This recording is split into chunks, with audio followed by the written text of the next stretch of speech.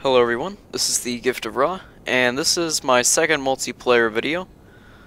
Um, you know, to be honest, I really don't remember too much about this battle, but I'll remember it as it goes on, so I'll just kind of commentate everything.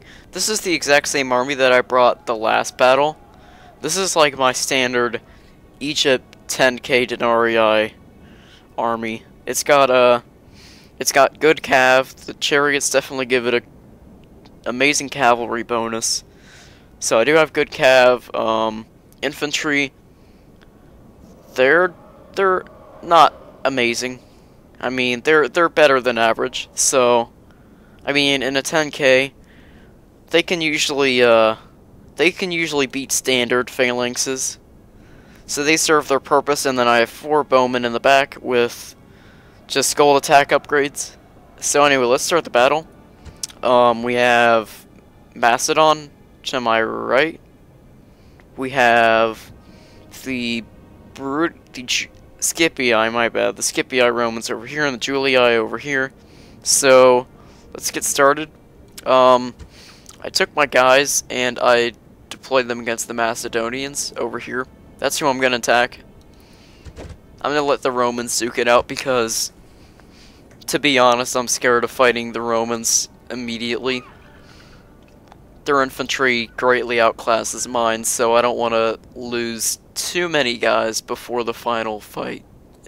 In free-for-all like this, like in Last Man Standing, troop preservation is a very big factor, and one that ends up kind of hurting me in the end. So over here, let's check out Macedon's army.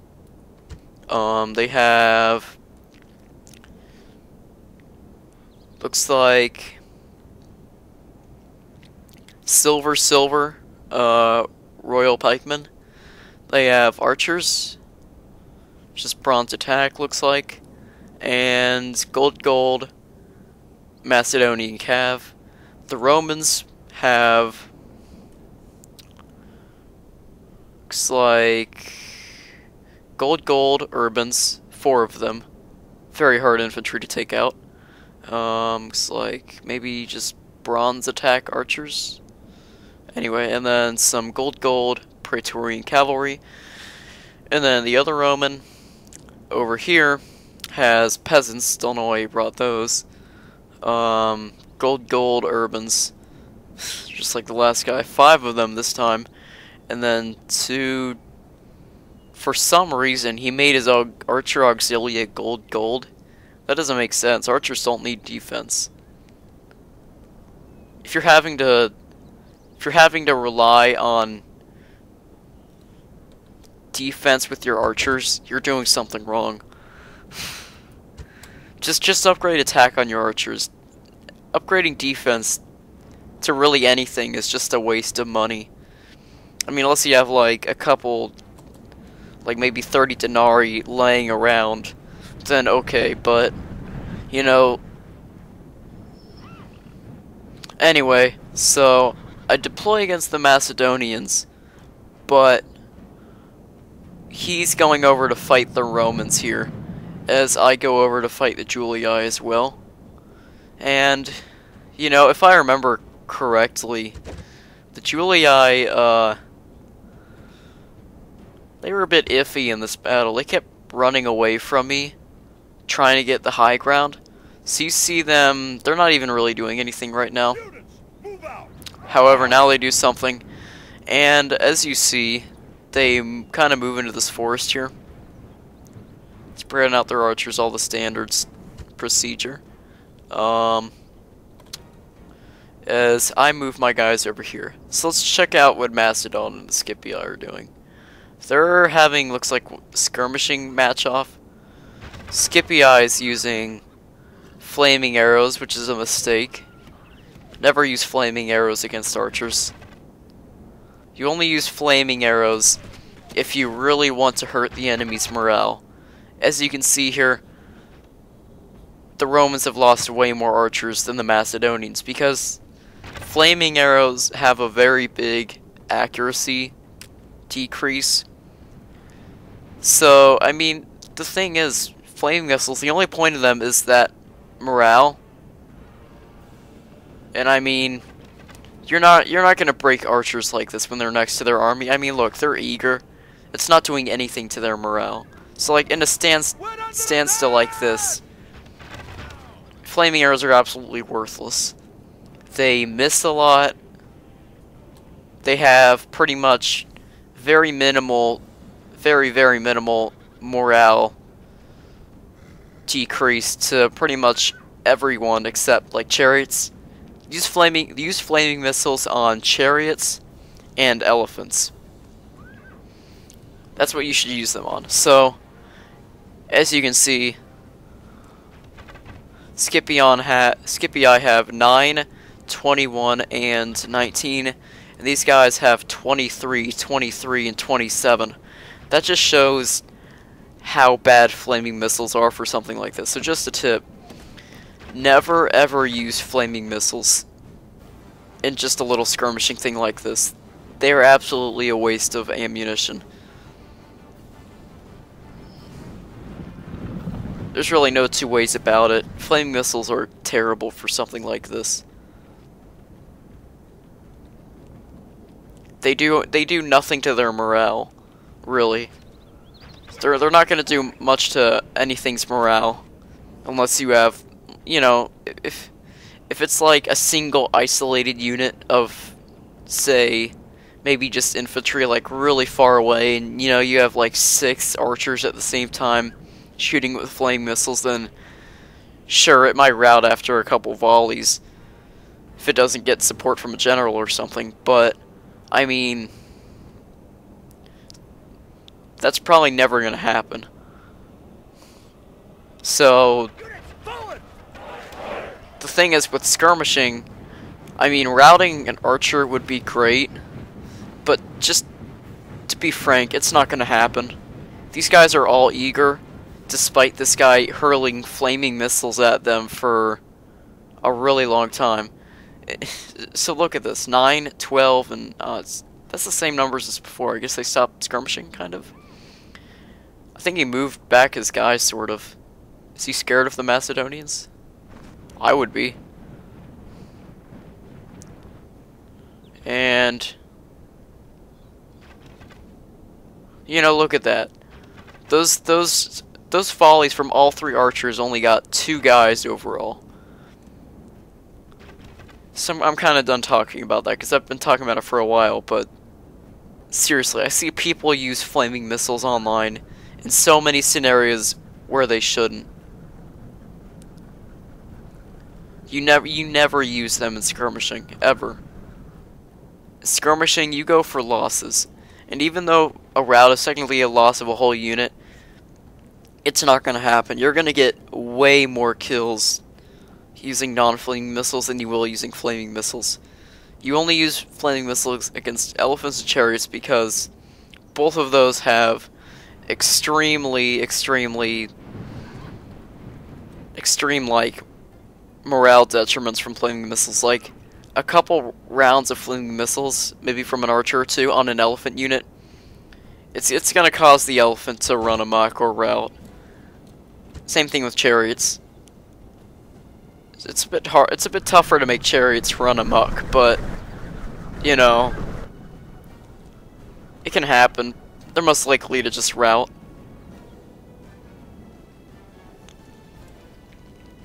So let's see here. So I go to fight the Julii here, and this is the right thing. Okay. So I realize, oh, they're already shooting at my archers. I gotta hurry this up before I lose more guys. So I run them up to start skirmishing. And I get off that very nice first wave. I do outnumber these guys. My archers are better. Of course, this guy never stood a chance. He doesn't even catch up to my archers, and I just rout his peasants immediately. So that was relatively easy victory over those peasants. I don't know why he brought those. Maybe he could have caught my archers off guard, but It's more of wishful thinking. He should have spent that 120 denarii on some more upgrades. That's what he should have done. Let's see here. And there again. Oh my god, you don't do that. That's just I just got done with a big rant about that. It's kind of funny, this guy just starts using flaming missiles, so you know, as you can see, he only got really one guy with that volley. So you know, that's anyway, he realizes there's no way he's going to be able to win this skirmishing. He's got 8 and 17, and I still have 4 healthy archer units, who I think have more upgrades than those guys. No, they don't. They don't have the. They're not gold. They're just gold attack. So I bring out my archers like this on their flanks to put them in a bit of a tight situation here. So now I'm just kind of. This guy's probably like, oh crap, what am I gonna do? I would be like that too. I'm just like slowly bringing things on the flanks, and he does get his Pila in, but he only gets 1 round of Pila in, so you know, these urbans alone, they would absolutely demolish my guys. So I do have to use my cavalry to do some hammer and anvil strikes on them, because that's the only way I'm ever gonna beat these guys. My missiles ended up hitting some of my own guys there, so you know, be careful about that. That's a bit of an accident.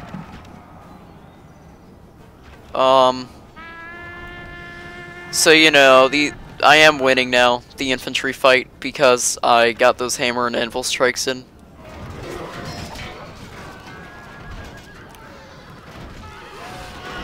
These urban cohorts would absolutely rip up my guys if I didn't do anything about it, so you know, if I hadn't won the cavalry advantage in that battle, I know I would have lost. So I'm just bringing out my chariots, and the chariots are enough to rout those urban cohorts, and you know, once one unit routes, the rest of them start to rout. It's pretty much a chain route from here on, and I just charge in all my cavalry to make it even worse on those guys. So now they're definitely gonna rout. These guys break, and his general will soon follow suit. Yep. A couple seconds here.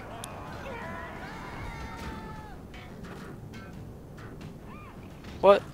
Come on, they got a rout. Everyone else is routing. Guy's got pretty good morale, but you know, there's the general unit, so they do have more morale than the average. Anyway, so these guys do rout. Enemy cowards, run! Drive them from the battlefield! So I do end up beating the Julii Romans here. I kill his general. Now we will see the measure of his soldiers' courage. You know, I did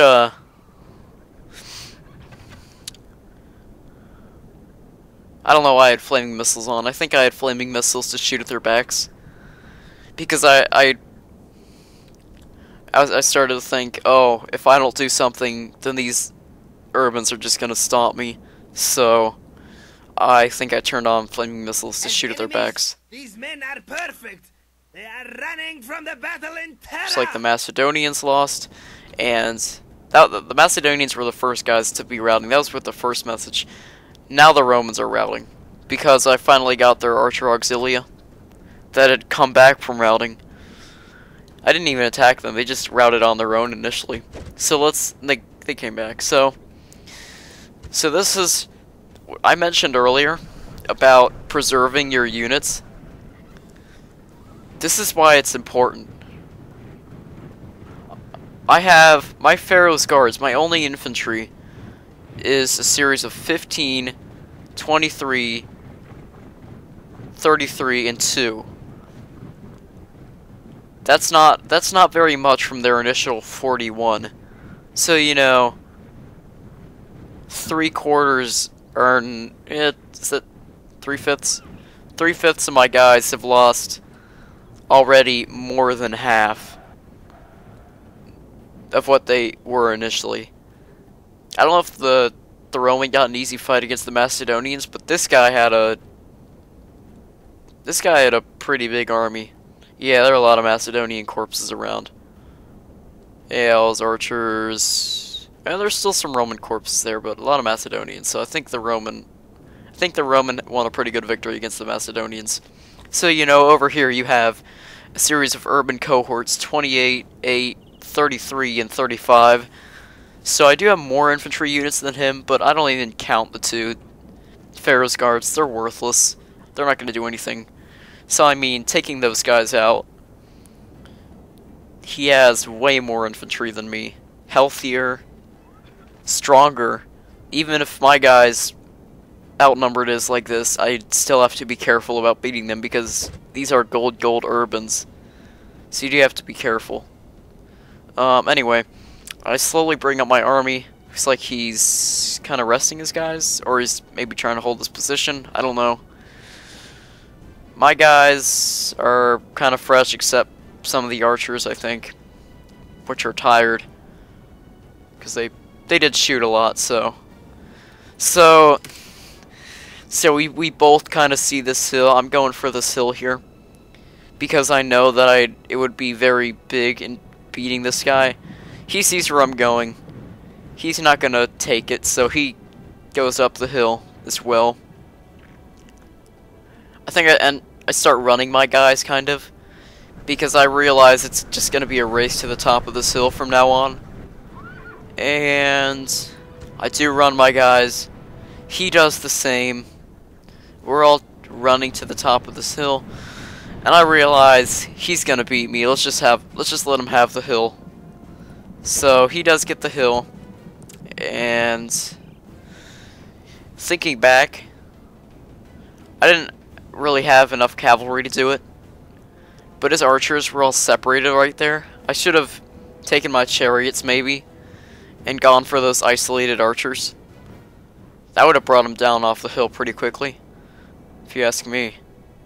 So anyway, I think he pretty much just goes for the infantry fight not very far into the fight, just because he knows he has, actually, no, he does go for some skirmishing, never mind. So I do bring up my archers here. And I do get some of his guys. I think I do have more archers than him, I think. Yeah, I do have a lot more archers than him.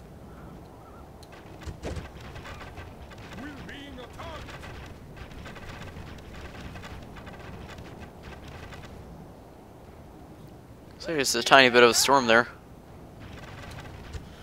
Yeah, he knows what's up. He knows he's gonna lose the archer battle.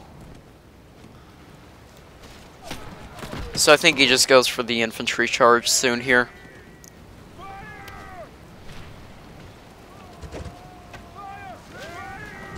Ooh, yeah, that was a bit of an accident. For some reason my archers followed them. And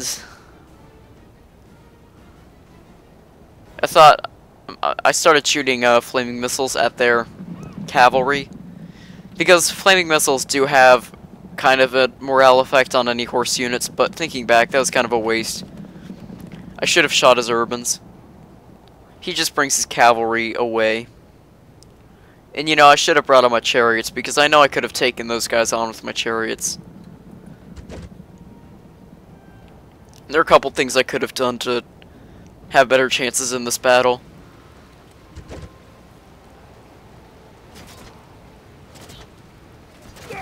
So, obtaining the missile advantage, and I'm like, oh crap, I don't know what I'm gonna do. So I bring up his guys, and he doesn't do anything. He just looks like, yeah, he looks like he's about to commit to a charge there, but he doesn't. Kind of faked me out there. And here's the infantry charge.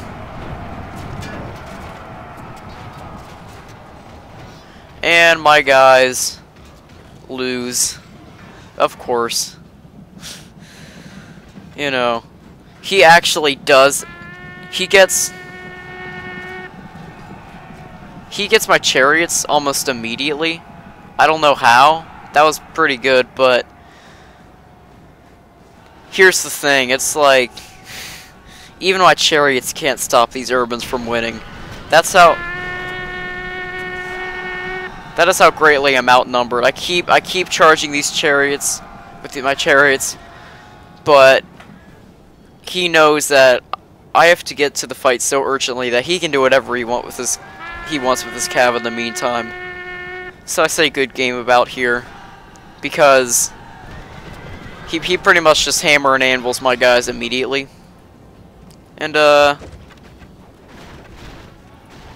you know, after this, it's pretty much good game. I bring out my chariots for a couple more charges, just because I'm thinking, well, you know, maybe I'll get a couple of his guys left before I lose. So that was nice. This general was very tired, I think, or tired. So I do chase down his general and I kill him there. He does get my general eventually, because I do lose this battle. Don't mean to spoil it, but again, thought it would have been pretty obvious. So at this point, I think he was just getting impatient. He's just like, okay, just hurry it up and finish the battle. So I do. I just kind of let my guys ooze around the last second. Might withdraw my chariots actually. So he gets my chariot there, and my chariot routes, and this battle ended up being a defeat. So I won the first battle, but Solar, the Scipii player, ended up beating me in the end because he worked with his troops much better. He was better at troop preservation. So by the last battle, he had preserved way more troops than I had, and that's what ended up winning the battle. So that just goes to show you that trying to minimize losses is extremely important in like a free-for-all like this, like last man standing. Especially when it's 4 players, because you have to go through like if it's more than 4 players, then you have to go through 2 fights to win.